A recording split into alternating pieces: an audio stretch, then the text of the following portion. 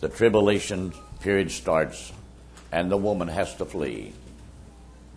And we want to bring in this morning the everlasting gospel, what's it for, what's it consist of, and everything.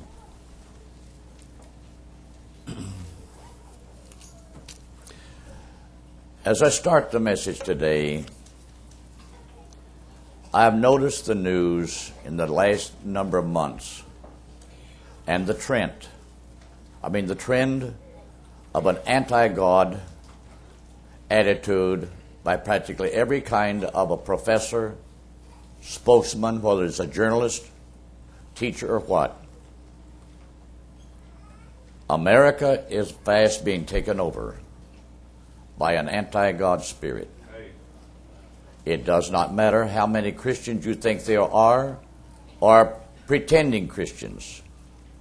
Everything's been maneuvered. The Christian of America today no longer has a voice to affect the image of America. America has been pushed into the role of leadership into this modern world we now live in. And as I bring this message out this morning, I want and pray that I can emphasize some points that might show you to what really I'm talking about. Some words, brothers and sisters, as we get closer to this time for this week to start here, America is going to be pushed out of the role of world leadership. When we see all of a sudden our nation has been hit by this Islamic terrorist spirit, the political world, the intellectual world is only looking at it from a normalcy, as though that it is something other that has just occurred and that sooner or later this can all be done away with. That's what the politicians think. But if we will look at it very carefully, and I pray that I can bring it out in the message so that it can be really understood by all of us. America, we have a philosophy now. We don't care what you believe, what kind of religion or God. But just as long as your particular religion does not become the influencing factor, because the leadership as a whole is anti. And the reason I say that, it's all because what we're going to see when we begin to wind this message up. Have you ever stopped? I used to wonder years ago, before times got like this, when I would read there in the 19th chapter of Revelation, and here it is seen, the Lord's getting ready to come.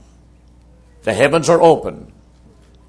And we see the beast, and the false prophet, and the kings of the earth gathered together to make war against the Lamb. 100 years ago, brothers and sisters, the overall structure of the nations in the world, you would have not seen that. Because there was too many people, even in the political realm, that would have rejected such an attitude. But we can see it more and more now as we've come into this modern era of high-tech knowledge, weaponry, science. Man's brain has lost contact with his God. And that leaves the world absolutely adrift. And I have to say this morning, this Islamic spirit, while we hear our president and our politicians stressing the fact we must get rid of these, like Saddam Hussein, Iraq, their number one terrorist points. But brothers and sisters, when we see Saudi Arabia not wanting to join with us, it's very strange. 10, 11 years ago, when our nation went to their rescue, when that character was absolutely walked right into Kuwait and then come right at their borders, yes, it was mighty nice for them. Oh, come on, America. I'll never forget it. When we was absolutely taking our troops to the airstrips to get on these cargo planes to be hauled over there.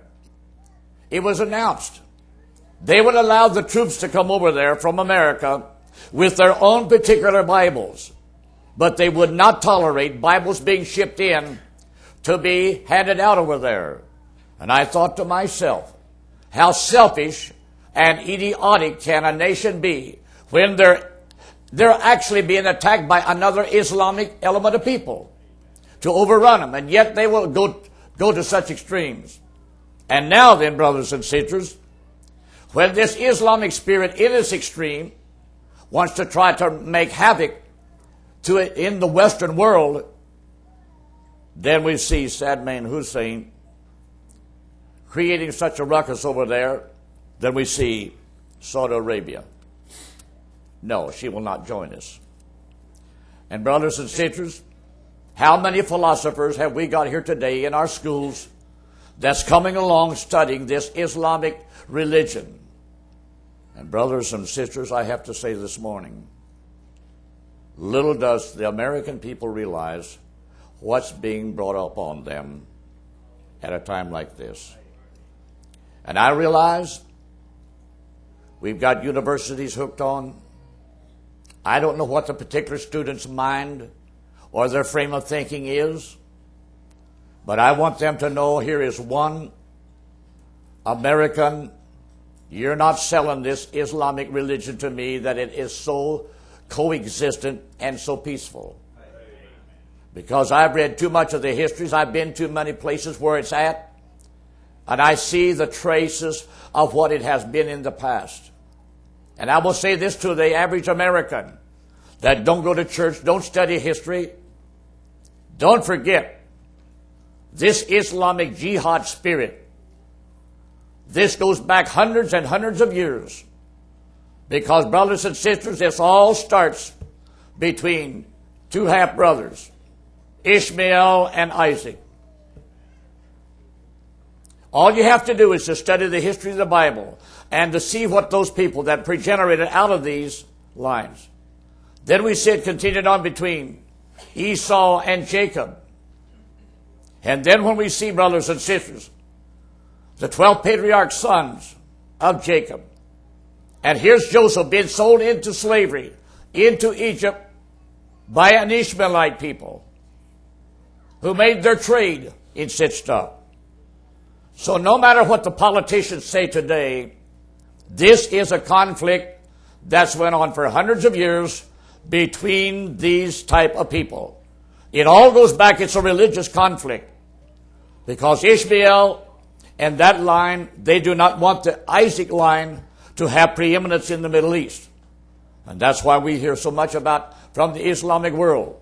We got to get Israel out of here. And we hear our own president trying with his peaceful attitude to try to work out some kind of an agreement that there can be a Palestinian state as well as the state of Israel. I would like to say at this time, if they would read the Bible, which they won't, they don't want to read the Bible. They only want to use what they think is their histories and try to settle this squabble and give the Palestinians. They want to be friends with everything. And I have to say, the end of it ain't going to be like that. And I cannot help but believe this Islamic spirit has become a triggering device that God has raised up. Not that he ordained it, but he's allowed the devil to raise it up. And he's going to use it to set everything in motion to bring the end. And I believe, brothers and sisters, as America is more or less compelled by what they think is circumstances to get more involved in the doing away with this terrorism, it's only going to bring our nation more and more to the final hour where God is going to cause her to be judged, and she's going to be driven back out of the world limelight of leadership. I heard a thing said yesterday morning. Now that Bush, he's slowly contemplating about when and how and what means to attack Iraq. It could be a war that might last as much as 5 years. It could cost as much as $80-some billion. And they're going to tax the American taxpayer for this. Then I read in other news items, we've got 1.5 million known illegal immigrants in this country. How did they get here? They just didn't walk in with nobody noticing this. But it's a fact.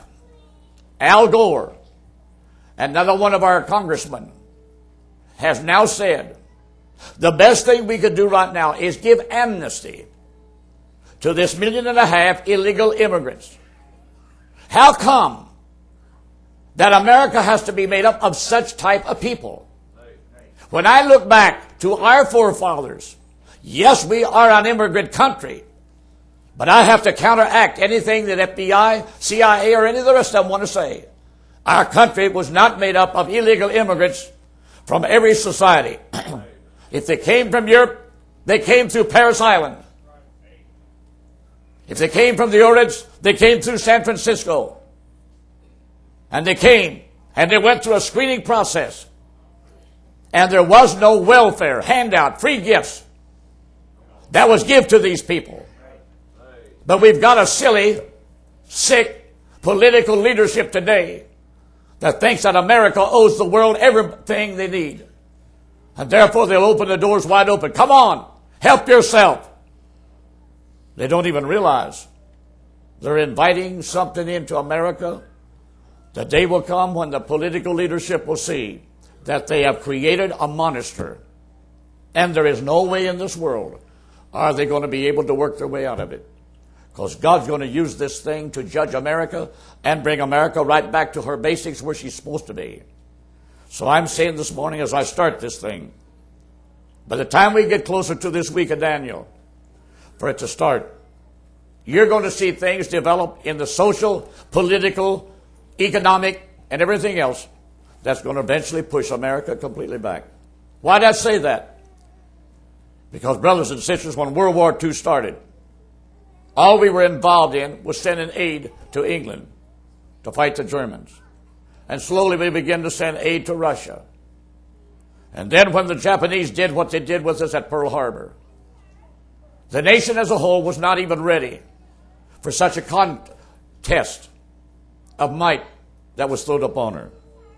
But yet, brothers and sisters, in 2 years' time, America that had been sound asleep woke up to the fact and the reality. We're faced with a worldwide conflict. And brothers and sisters, by the time we got into latter part of 1943, 44, into 45, when the war did come to an end, we became the largest world power there was in this universe. I never saw all the Navy. But there's Brother Foster and Chick and those that was in the Navy. And I'll never forget when they allowed our task force out to hit the Philippines. Standing on the deck of a troop transport. As far as you could see in front, as far as you could see behind, as far as you could see to the right or left, all you could see was ships. Battleships, cruisers, destroyers, destroyer escort, aircraft carriers. And that was only a handful what they had in Europe and in other places of the Pacific. And brothers and sisters, America has been used since that time to pay the bill, to build refuge, to go in and send our men to bleed and die, to help their societies, put down some of their squabbles. And our leadership has taken the attitude today, we are the leaders of the world. It's one thing to say that, but it's another thing to ask God, how does He see it? And I cannot help but say, brothers and sisters, something's going to come along and knock America so completely off balance on her back that when she does get up and is able to shake herself out of her predicament, there'll be just enough left of her to finish up her role that's supposed to be through the book of Revelations. Now then, this morning, when we come to this 12th chapter, this is the picture, how the prophetic picture shows. Israel has been brought back. She's been restored. God has given Israel a miracle war. Some were just preceding this hour. This miracle war, why is it a miracle war? Well, brothers and sisters, when we see the world as a whole going into atheism, anti-God, I can see from the standpoint of God, He sees it's necessary that He bring about a miracle conflict where He is recognized to conduct a conflict, a war in the Middle East that the world in general ain't wanting and it's not looking for it. But I have to say, it will take place right on schedule. And when it's over, it's going to cause some eyes of young people to be opened, as well as other people. Now, if there's nothing from now on, brothers and sisters,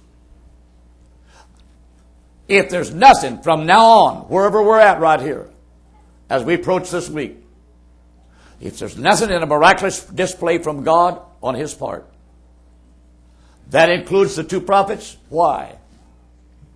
Then we come through here, and then the beast that rises up and kills the prophets.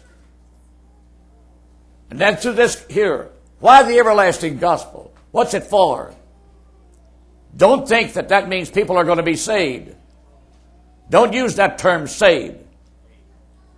It's not that purpose at all. It is a purpose to warn an element of mortal human beings. Get rid of this atheistic spirit. We're going to prove it by the Scriptures. But let's get a background that takes us to that hour. But if none of this is ever done through this hour, brothers and sisters, by the time we come over here, there's nothing left on this earth but a society of atheists, devil-possessed human beings. God would be compelled to slaughter and slay everything. He would have no mortal beings preserved from here to come out over here. So we've got to begin to realize, as we get closer to that week of time, God will do things. Not for your sake and my sake. I thank God this morning that I'm a child of God. And I'm waiting for the coming of the Lord, when He will come and take His bride out of here. I'm ready to get out of here. There's not a thing in this miserable world I want. The world can have every bit of it. But I pray, God help us to be a light, an influence to others, as we do walk along this pathway. Last Sunday, in the 6th verse of this 12th chapter, then the hour has finally come. We have come, brothers and sisters. We've came through the two prophets era. And we've come over here where the two prophets have been killed. And the beast in Europe, and let me say this, the beast in Europe and all of its combined unity will be completely anti-God. They will be completely anti-God. Now then, so we're going to say this morning, as the woman flees somewheres in this last 3.5 years, to be what? To be preserved physically. She first has to hear the message of these two prophets. That's why she's pictured with 2 wings of an eagle. That don't mean that supernaturally she flies over here with 2 wings. That's only figuratively, brothers and sisters, in the minds of every one of them individual Jews that make up that woman. They will know what to do, where to go, and how soon. Because that's what the two prophets have told them.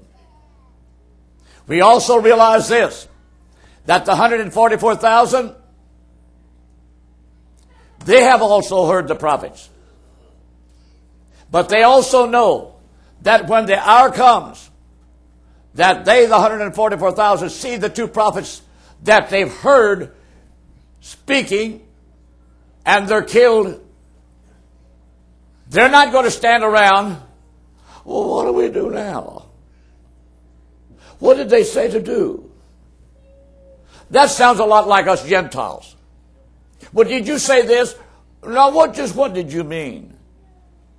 I'm going to say this morning, them Jews will know how to listen to them prophets. They will know what it means and everything. And the reason I'm talking this way, every time I hear these journalists, even on Fox News, it's the best one I like to listen to. At least they will give you two sides of one negative and positive. But none of them will dare to talk about God. I heard a man call in one day. I forget what the question was. And what the question was, everything. The man, wherever he was from, he said right there on the telephone hookup, he said, if I was to refer to you to a certain passage of Scripture, I could give you a proper answer, and bingo, they cut him off.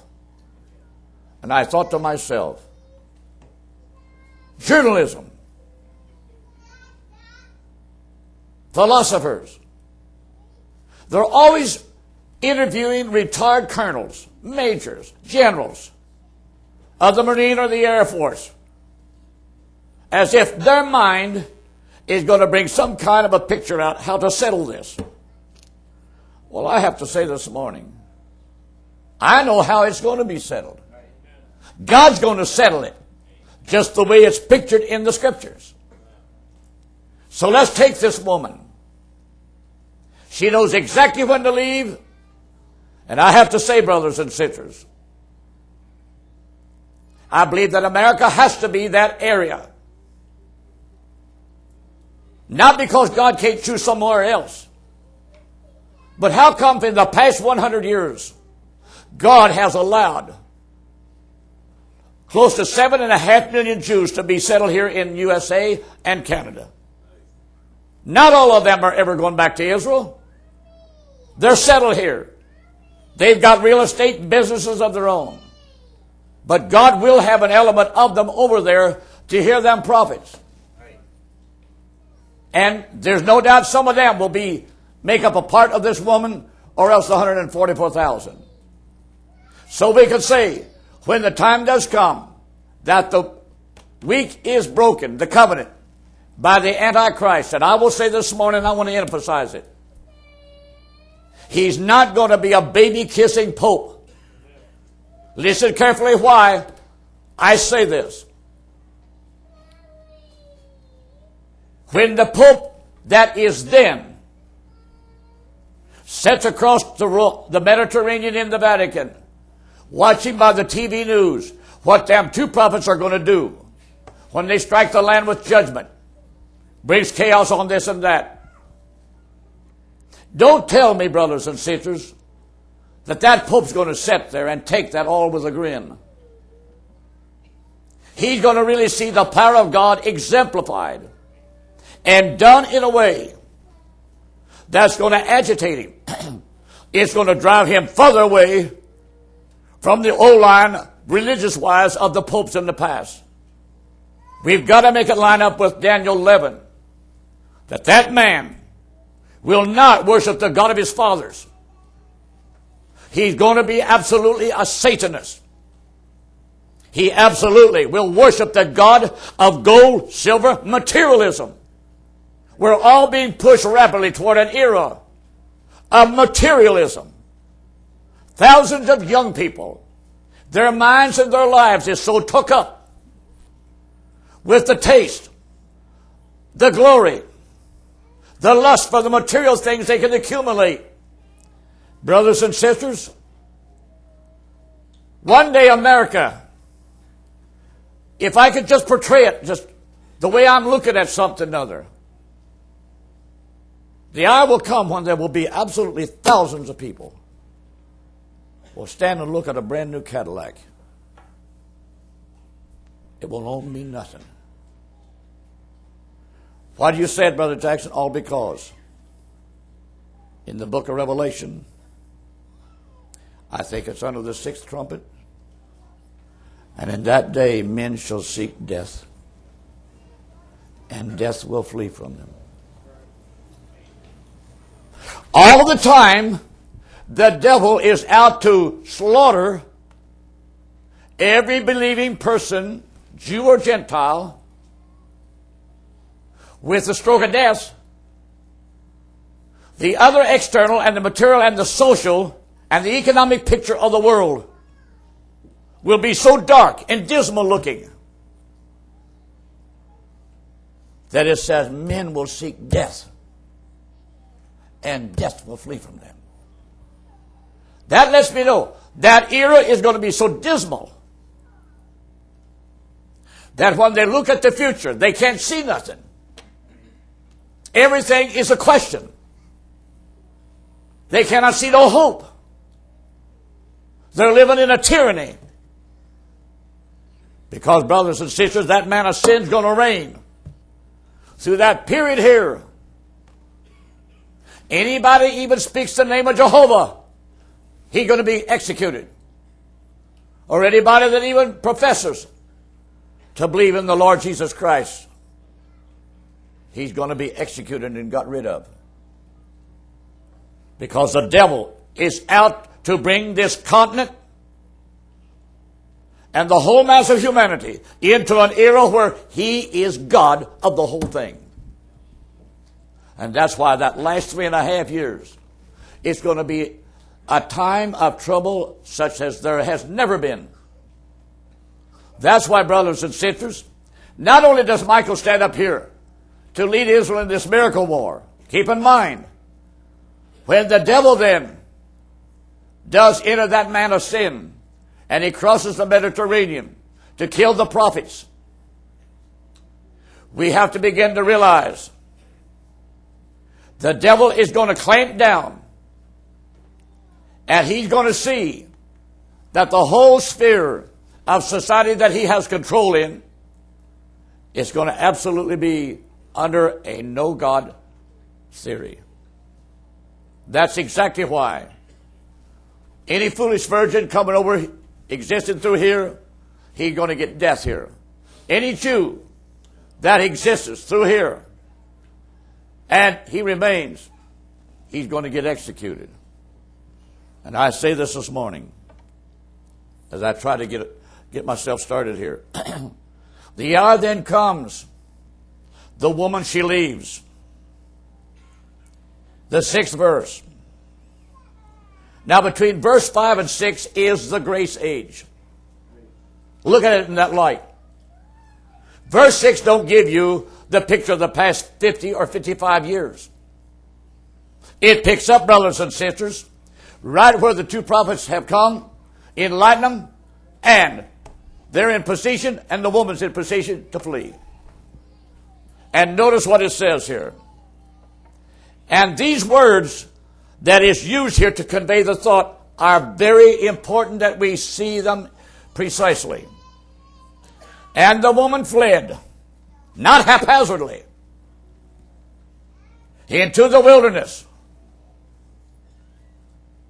And that's why I say, brothers and sisters,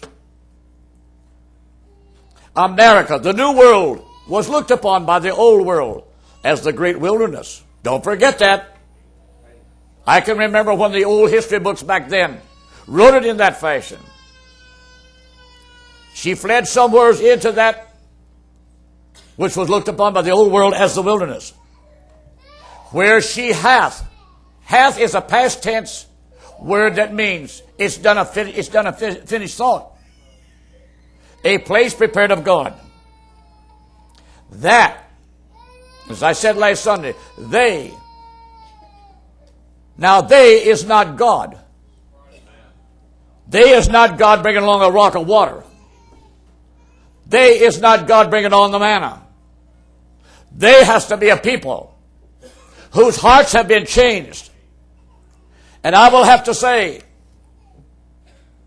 right now America, USA, as well as Canada, is in no social position to receive an element of people like this under the conditions they will come here. You got too much Islamic here and all other kinds of perversions. It would be a hellhole.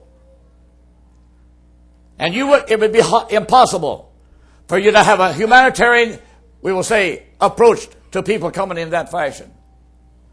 So this place has got to be prepared by God. And that's why I say, brothers and sisters, He knows what to do, what to bring against it, and how to clean the house. When it's done, He will have done a good job. That's a people, brothers and sisters, and that's not politicians.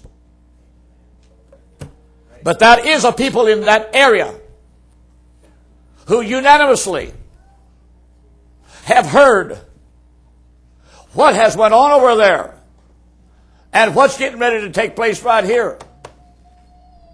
And that people of that place are going to be standing willing and ready to receive these refugees and to treat them with generosity and with whatever else is needed to help them to survive. And that they should feed her, the woman. There, in that place, 1,260 days. That's the last half of the week.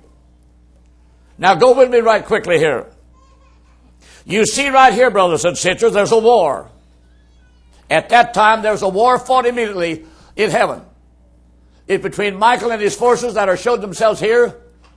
Over here, brothers and sisters, where Michael now, he is authorized to drive the devil and all his angels out of the whole spirit world and drive them right down to this earth.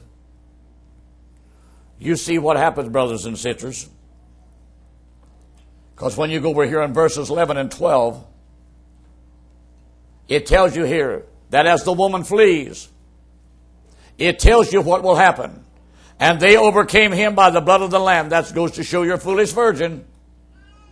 And they were not made foolish virgins in this period. Let's get that.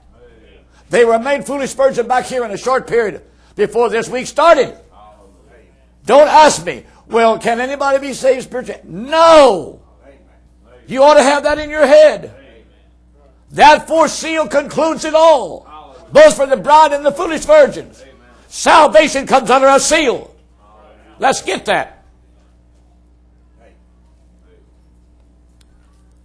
And these Jews over here that is to be killed, they're killed, brothers and sisters, because they're included in this number. The fifth seal. How many can see that? Because it's the fifth seal says that they should wait a little season till their fellow brother and servant should be killed as they were. So that determines what's going to happen to the Jews over here. But them foolish virgins that lived on through here was rejected, was not in the bride. They come on to live through here. Now, that brings me to a good point. Brothers and sisters, let's don't become so naive and narrow-minded that we cannot see an 80-year-old man. Here he's been a foolish virgin for 35 years of his life. Listen carefully to me now. He's rejected of being in the bride. Now don't come along and tell me, now he's got to be martyred to be saved. Wake up. Common sense would tell me. About a year later, he had a heart attack. And he died. Let's don't gamble with God. I have to say, the God I serve knows how to be gracious to individuals.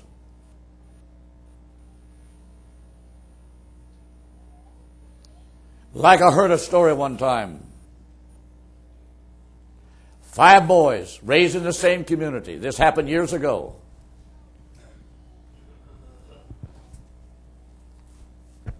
One boy, he went to a revival meeting. And in that revival meeting, he gave his heart to the Lord. And for a few weeks, he lived a very clean, godly, happy life. But he had some buddies that he grew up with.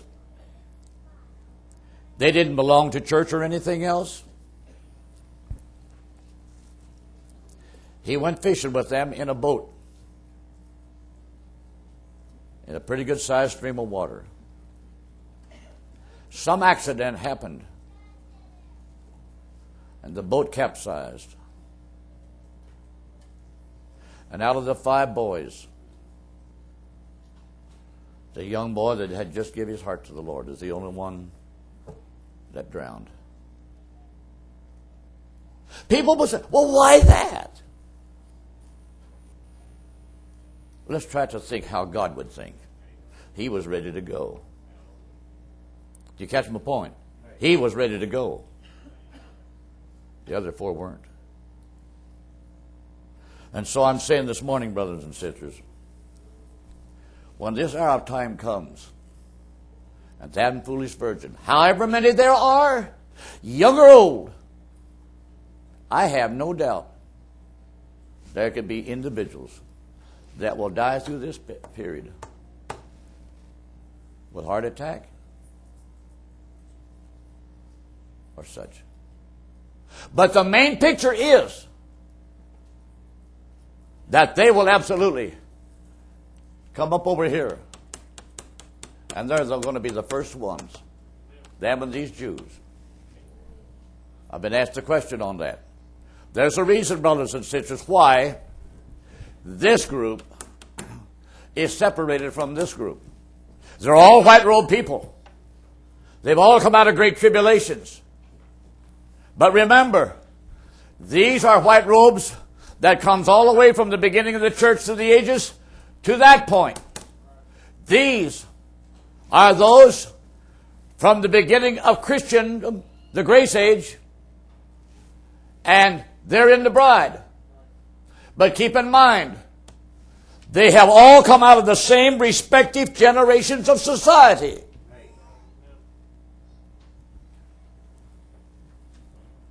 Now then, but when these that stood on the sea of glass, does that mean that they're any different, any better? No, no. There is a strategic rule that they have to be looked upon. And we're not going to bring it in. But remember the words of Jesus. The last shall be first. Didn't he? All right, now let's go on. So the 11th verse tells us how they will overcome in that dark tribulation hour. Therefore rejoice, ye heavens, and ye that dwell in them. Woe to the inhabitants of the earth and of the sea, for the devil is come down unto you having great wrath, because he knoweth that he hath but a short time. And that dark period, brothers and sisters, is going to be the worst 3.5 years of satanic evil that there's ever been on the face of this earth. When we go on through here, we come to the 16th verse. And here's the word, brothers and sisters, I looked at. And I said, this tells us where that wilderness spot is. So the woman flees. And the earth helped the woman. Don't forget, when you read on in the 13th chapter, you see the beast that come up out of the sea, having 7 heads and 10 horns. And he's seen it as one of its heads had been wounded to death. But the deadly wound was healed. So that goes to show it was the old Roman Empire that was allowed to come up here in these last days. But notice this. Then John saw another beast come up, not out of the sea. That represents Europe, the old world. It came up out of the earth. Therefore, it's completely separated. And if that second beast come up out of the earth, that was when the new world was discovered.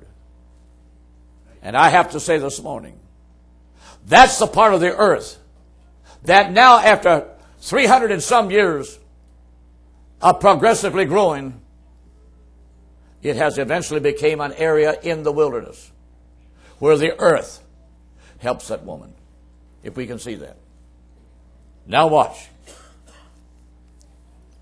Now I wanted to cover these scriptures. Watch. Through the mouth of 2 or 3 witnesses, let every word of the Lord be established. Go to the 17th verse. The woman has fled. So the dragon was wroth. He was mad. And went to make war with the remnant of her seed, which keep the commandments of God. That's the Jew. And have the testimony of Jesus Christ. So there you have those 2 lines of people. So the dragon has gone after him. Now he can't get to the woman. She's fled to that place he can't get to her. But this does go to show there's other parts of the world, listen carefully, where that Roman beast will have preeminence of authority. And if you go back to Revelation 6, under the fourth seal, notice what he saw. And keep in mind, the fourth beast in heaven was that had the face of an eagle. That goes to show we're living under an eagle prophetic era of time. But then watch. The fourth beast on earth was the fourth horse, the gray horse. And when he was loosed, it was plainly said that what power was given unto them to go forth and to kill with hunger, with sword, with death and wild beast. Now I'm going to say something. Over only 1/4 part of the earth.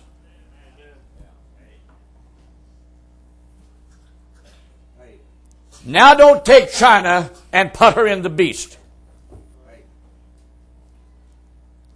You just well, brothers and sisters, try to take China and put her on the moon, as make it part of the Roman beast. As far as I'm concerned, or any other Oriental area of people. That beast of Revelation 13 will include Europe, the 10 horns, and will go back and embrace the old areas of the other 3 beasts that preceded it. The Grecians, the Persians, and the Babylonians. Now when you put that all together, that's all of your old world. And you know it. You don't put the new world in it, and it does not put the Oriental world in it, does it? All right. So the woman, she fled. So this Antichrist, this beastly system, was mad and went to make war against the remnant of her seed. And it mentions the 2 kinds. They that keep the commandments of God, and they that have the testimony of Jesus Christ. Now don't ask me, well, Brother Jackson, if the woman is Israel, how come we're a remnant of her seed? Well, do you know what it says by Paul in the Roman letter? I'm a seed of Abraham by faith. Ain't you, bud? Brother Allen? How many can see that? One line of people is a seed of Abraham by the flesh, genetic. He gave them the law and commandments. But we are the Gentiles. We are heirs of Abraham by faith through the seed. Not of many, but of one. That's through Jesus Christ. So you can see then why the devil would want to go after every godly, oriented person, whether it's a Jew or a Gentile Christian. Because the devil is out to rid this planet and his kingdom of the existence of a people that even believe in God. Now let's take this, brothers and sisters, and follow it carefully. Go with me, brothers and sisters, now to the 14th chapter. Because the 14th chapter brings us a little further on in time here. As I said, through the mouth of 2 or 3 witnesses, let every word of the Lord be established. In the 14th chapter, we're well over in the last part of the week. In the 12th verse, here is the patience of the saints. Here are they that keep the commandments of God and the faith of Jesus. That's your Gentile foolish virgins. That goes to show you, brothers and sisters, as we move from the half of the week that starts, now as we've advanced through the bigger part of it, what a terrible hour it has been. And here it is said, here's the patience of the saints. What a terrible hour for any man or woman that believes in God, whether he's a Jew or a Gentile. What an hour for his faith to be tested. But notice what it says. And I heard a voice from heaven saying, Write, blessed are the dead which die in the Lord from henceforth. That lets you know, brothers and sisters, in the last part of that week, in that terrible, darkest hour, when the dirty devil is trying to round up every element of the seed of that woman. He's mad. He's going to rid this earth of anybody that believes in God at all. No wonder blessed and holy is he that hath part in the first resurrection. So there he is. Now, there you have the two kinds of people. Go with me now to the 15th chapter. Now, brothers and sisters, John is standing looking here just as the week is coming to its approach to its closes. And he was allowed to see this great display in heaven. And I saw another sign in heaven, great and marvelous. 7 angels, having the 7 last plagues. For in them is filled up the wrath of God. And keep in mind, Jesus pours out this wrath.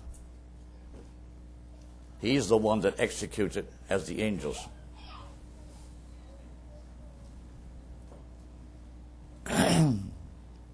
For in them is filled up the wrath of God. And I saw, as it were, a sea of glass.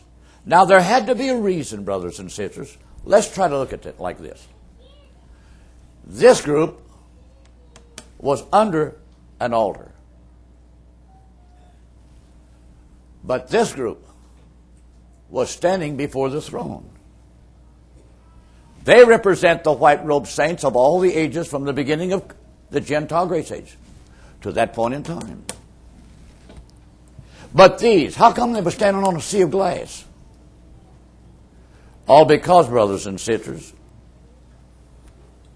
do you know what glass is made out of? It's made out of sand, isn't it?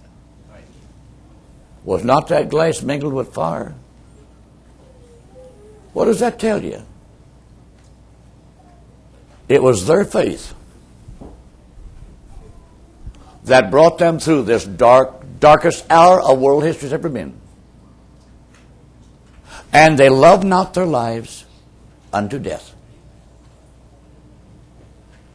And so the faith they stood on and the fires they went through produced the glass for that group to be represented on as they were seen in heaven. That's a finished picture.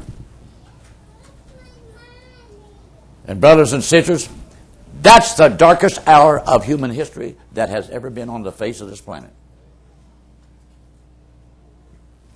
Now then, if you would take one from this group, and you would take one from this group, which goes back down in the other ages, you would probably hear each one tell of things that happened to them, how terrible and horrible it is.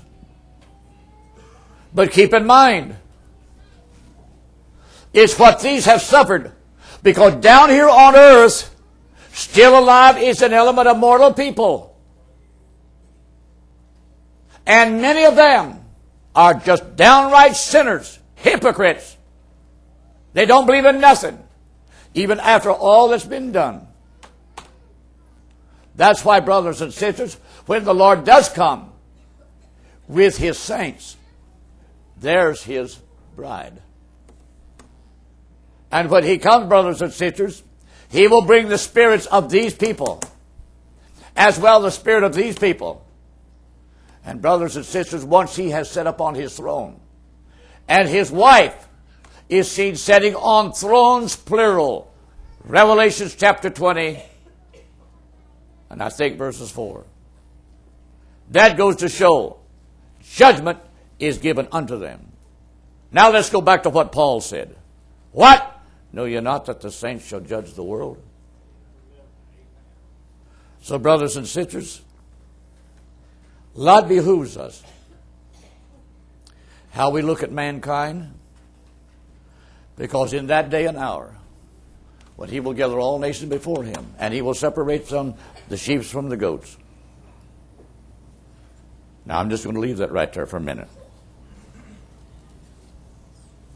That sea of glass are the first ones that comes up out of the graves, united with their spirits. Because they've got to be standing there for the Lord to judge this element of mortals when they're brought before him. How many can see that? It's not because they're better. It's because they were the ones that lived through this element right down here. Now then, brothers and sisters, turn back with me to the beginning of the 14th chapter.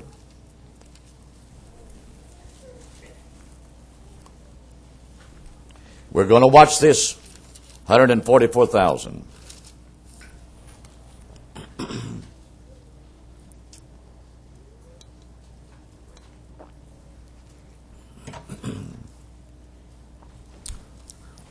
As John sees this is a picture. We can say this. John is right here. He sees 144,000 as a finished picture. They've got the revelation of the Lamb's Father's name in their forehead. He sees these standing on Mount Zion. He sees the Lamb standing with them. But he sees it as a literal lamb. And this 144,000 follow this lamb whithersoever he goeth. Now, what does that mean, Brother Jackson? If that was a literal lamb, that 144,000, if to follow that literal lamb, they couldn't only go just one place where he went. You catch my point? But to follow the Lamb means they each one in their minds, having the Lamb's Father's name, they're filled with that spirit of that Lamb. And brothers and sisters, and if they're going to carry an everlasting gospel to every tribe, every kindred, every tongue, nation, and so forth, they will follow the spirit of that Lamb. They will be divinely led by that spirit. So one may go to Russia, one may go to Germany, one to France. And that's what we got to see out of this. Now, and I looked, and lo, a lamb stood on the Mount Zion, and with him 144,000, having his Father's name written in their foreheads. And I heard a voice from heaven, as the voice of many waters, and as the voice of a great thunder. And I heard the voice of harpers, harping with their harps, all you Church of Christ. You're going to have a nervous breakdown, ain't you? You don't believe in no music instruments. Well, brother, here's some.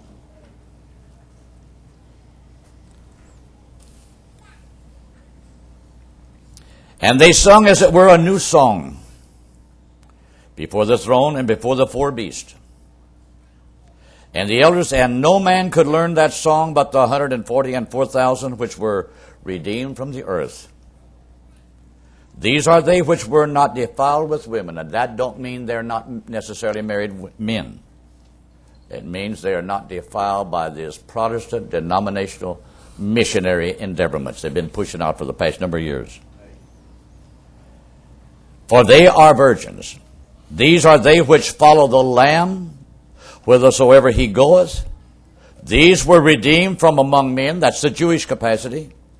Being the first fruits unto God and to the Lamb. Meaning, they are the first fruits of the total nation that he has selected to fulfill this category. Therefore, the woman that represents, we will say, a conglomeration of old, young, boys, girls, and everything. It's an element of society. Now, with this in mind, I would like to emphasize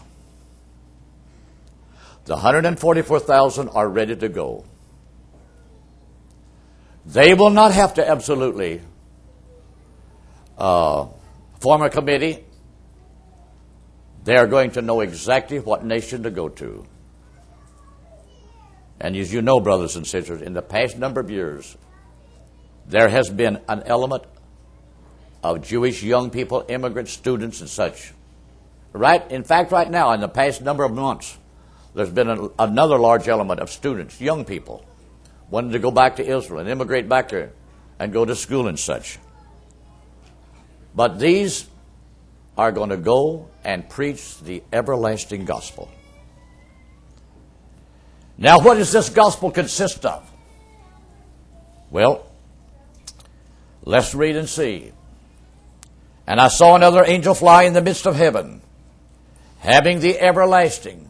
To me, brothers and sisters, it means it's the last good news that mortal flesh will ever hear on this planet from that point on.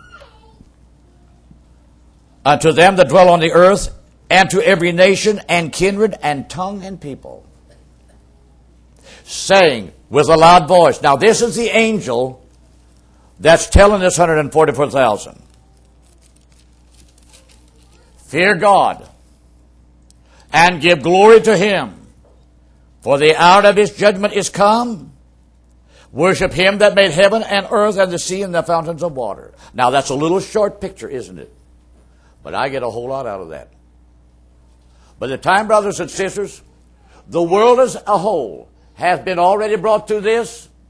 They've we will say, seen what the two prophets have done. Still, that means there's going to be masses of people throughout the nations that hasn't even been touched or affected by that. So time brings us on through here. So, brothers and sisters, as we reach this point, and the Antichrist is ready now to take over the whole world of his domain. His aim is to make it completely anti-God, because he's a Satanist. He's going to do his utmost, brothers and sisters. Wherever he has the control to force mankind, he will force them to absolutely worship the God of gold, silver. It's materialism. Get God out of the picture. Now, brothers and sisters, if God at that point does not have in his mind an insight to the general population of society as a whole down here on earth, there would be millions of them, brothers and sisters, doomed for destruction at the coming of Christ when he comes in wrath. So I have to say, the last good news that any of them are going to hear is what this 144,000 are going to bring. And the number one message will be, fear God. You and I can't say a thing now. It's just almost like, brothers and sisters, the mouth of the church has been shut up.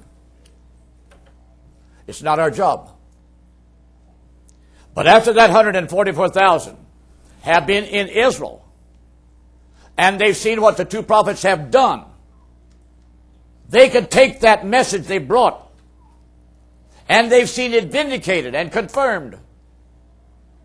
So they know that when they come over here, now they've got to go and tell this good news. Because it is God's way of turning a few people back to accept the fact he's a God. He wants to be worshipped. He wants to be adored. But there's a three-part to this total message. And there followed another angel, verse 8, saying, Babylon is fallen. Now here comes the condemnation to Roman Catholicism. Look at it. As they go through the earth, condemning atheism, fear God, get back to worshiping him, they're the ones that's absolutely going to absolutely condemn Roman Catholicism as a whole. Babylon is fallen. Is fallen. That great city, because she made all nations drink of the wine of the wrath of her fornication. And brothers and sisters, I know you all have heard the news in the past number of months now. Priest after priest. Priest after priest. 10 years ago, you never heard it. Young people, listen to me. 10 years ago, no priest was ever brought into a courtroom. Why? It wasn't time. They've been living like this for the past hundreds of years. But all those that are for these are dead.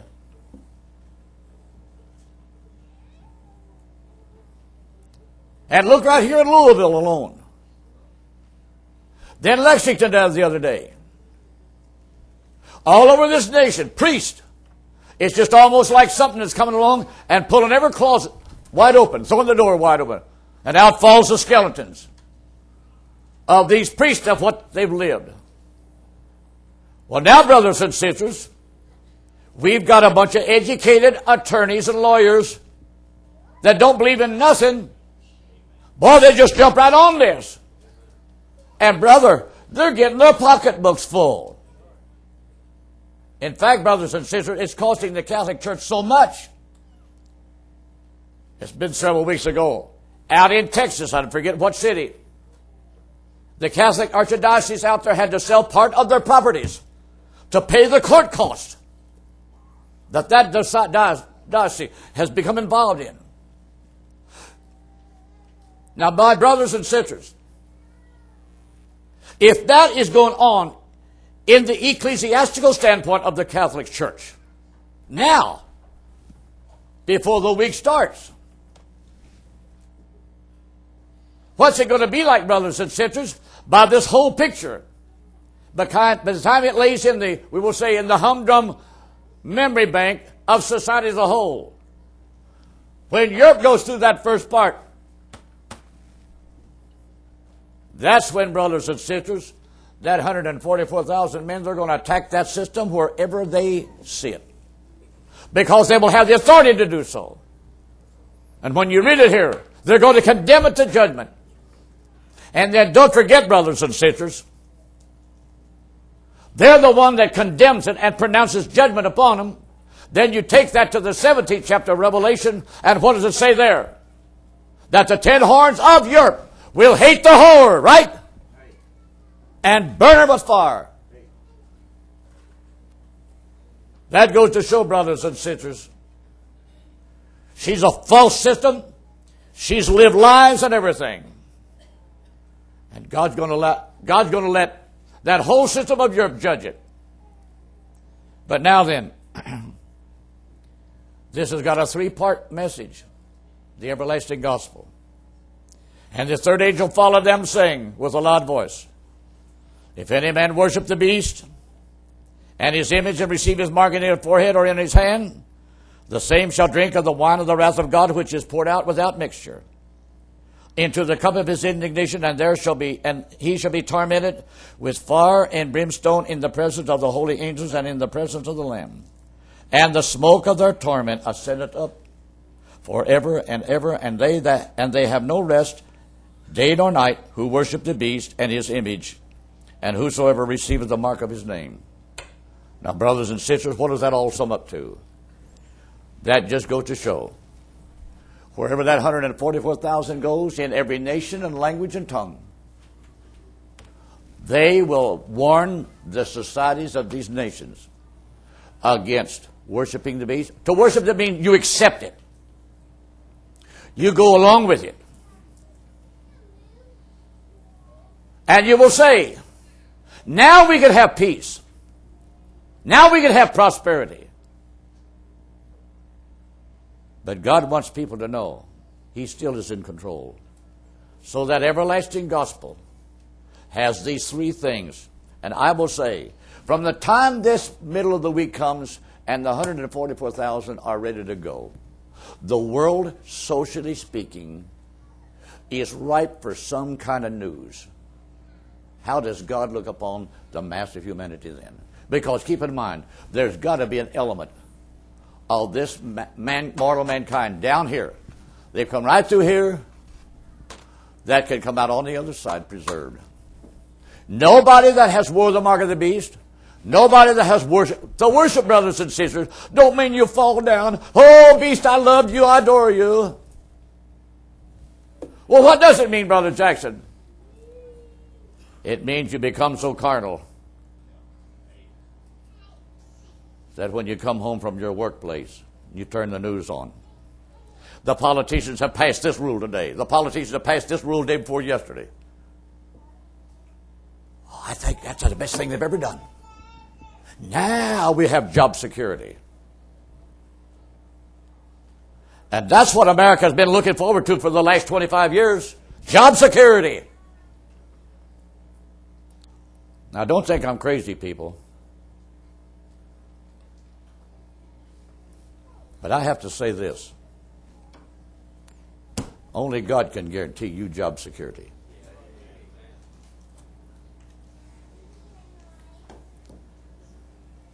When Franklin Roosevelt, back in the 30s, he set aside and he had this Social Security law put in motion. To him, brothers and sisters, that was his way of looking at the average American. Putting a few pennies into this treasury out of their paycheck. And when they reached the years of retirement, at least they would have a little something that they could look forward to. And of course, as the cost of living as things have raised through the years, look what that bunch of big fat politicians have done up and set up there. They add a little more tax here, they take a little more here, and the treasury gets a little larger. Then after a while, brothers and sisters, it gets to the place where the Social Security fund is growing like leaps and bounds. And now then, for the past number of years, politicians have used that Social Security fund to tack every other kind of a bill to it, and they just rob it, and rob it, and rob it, and rob it. And I have to say, brothers and sisters, it's a shame that America has got a political system today that has become so blind and cannot see 10 years down the road. And I cannot help but feel, Lord, you've got a big chastisement getting ready to come to America. And I hope you understand what I mean by that. When that said, I heard Bush say this, I believe it was yesterday morning, he said he wasn't sure when we were going to attack Iraq, but if and when, it could last as much as 5 years and would possibly cost, I think, $80-some billion. But that's when the American taxpayer would have to pay for it. And when that was said, I said, Lord, in October 1945, I was just, along with some other men, I was just waiting for my time, for my number to be called. But the first lieutenant called us all out one morning. He led us out there in a grassy field, set us down on a big knoll, and he had a whole bunch of papers. I ain't got nothing here to illustrate it. He says, now, soldiers, I have here some documents from the War Department. I want you to know that America is formulating a new system. It's not like the League of Nations, but we call it the New World Order. But he says what it's for. The nations of the world have, coming through World War II, have realized we cannot go on like this. We've got to form an organization where we will function much just like the United States. And he said, this has been drawn up. And he said it like this. This has been drawn up in order that this war that's just been fought is the last war we would ever have to fight.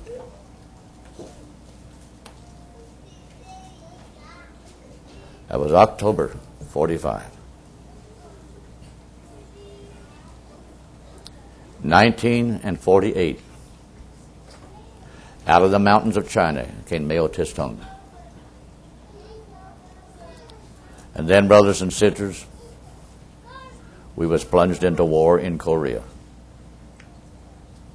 In 1953, Vietnam. And ever since, we've been sending our boys everywhere, all over the world. And that's been going on 60 years. I have to say, brothers and sisters, you understand what I mean? America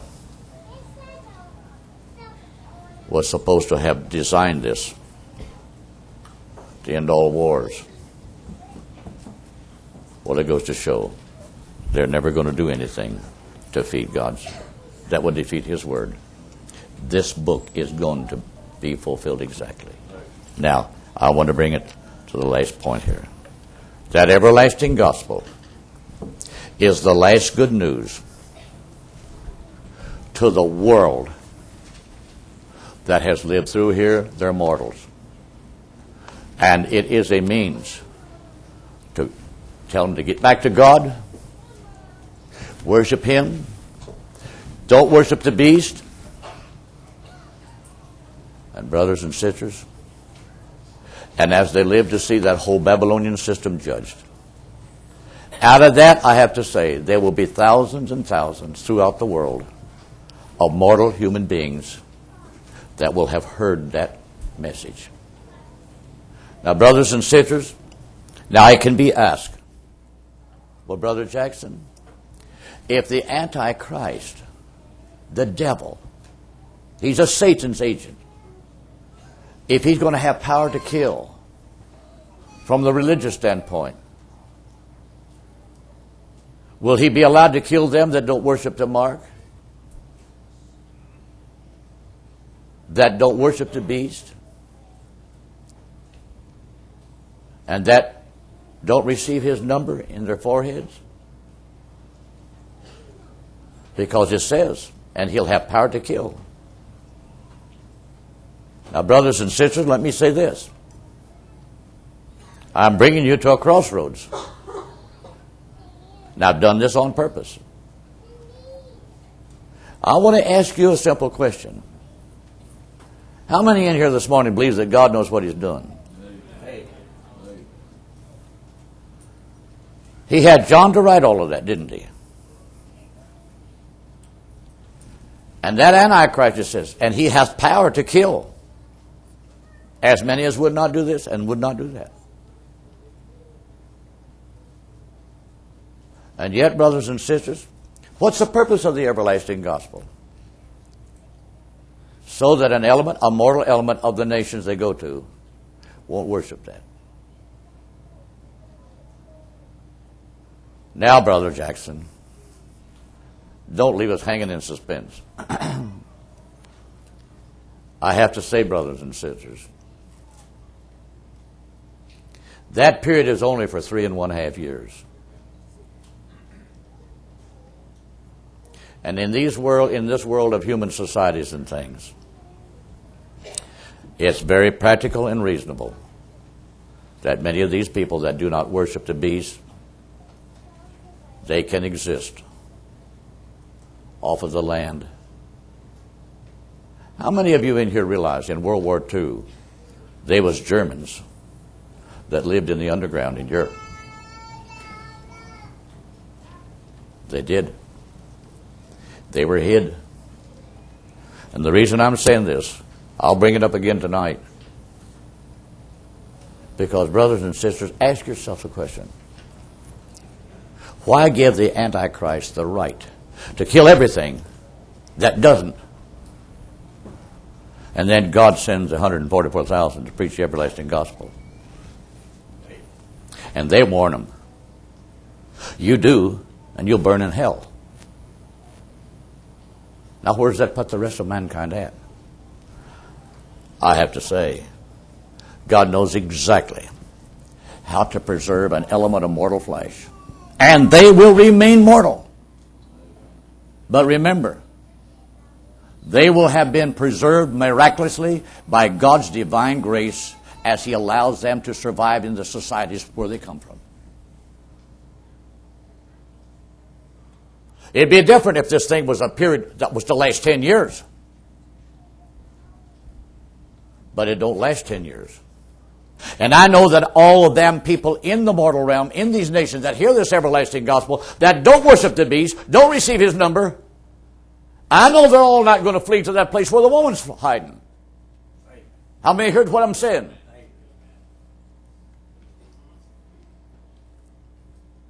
But if the woman is able to hide somewheres, that lets me know, because she's a mass of people that's hid in one country, that lets me know God has positioned that country and changed its leadership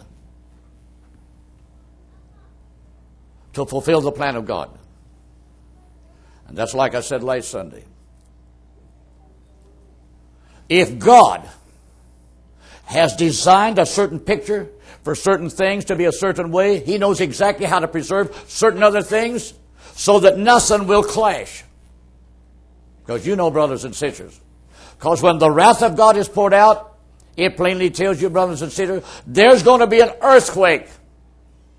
It's recorded in Isaiah 13, Matthew 24, Revelation the 6th chapter, the 6th seal.